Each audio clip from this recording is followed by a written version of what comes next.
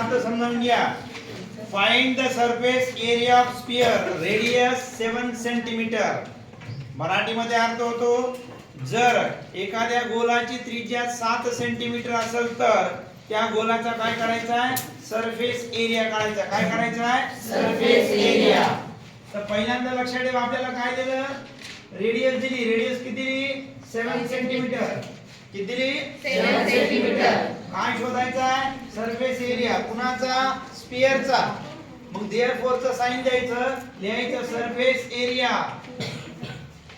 Of sphere. आता तुम्हाला सूत्र पाठ आहेत किंवा लिहून दिलेत मी तुम्हाला.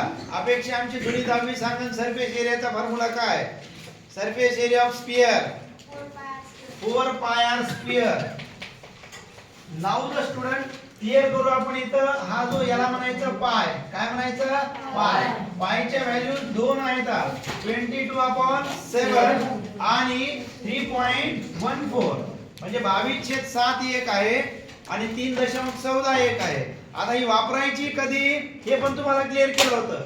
ज्यावेळेस रेडियस 7च्या पटीत असेल, म्हणजे त्रिज्या 7च्या पटीत म्हणजे 7, 14, 28, 35, 42, 49, 56, 63, 70, 77 असे असेल त्यावेळेस कोणता वापरायचा.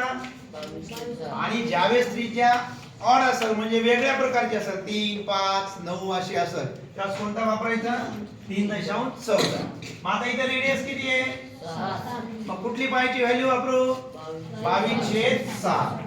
4 × 22/7. या ठिकाणी जी रेडियस आहे, रेडियसचा काय करायचा, स्क्वेअर करायचा. मग इथे येईल 4 × 27/7 किती टाइम लिहायचा, 2 टाइम. कशामुळे लिहायचा, स्क्वेअर आहे. कशामुळे लिहायचा, स्क्वेअर आहे. नक्की, ओके. जर क्यूब असेल तर 3 टाइम. हा 7 कॅन्सल. मग खाली काय उरलं, 4, 22 आणि 7. ओके. तर राधिका ताई 4 × 22 × 7 या 3 संख्येचा गुणाकार सांग. आहे का राधिका ताई, जुन्या बॅचची. नवीन राधिका आहे ना, कापसेंट आहे नाही. पटकन कोणी केला का गुणाकार, 616.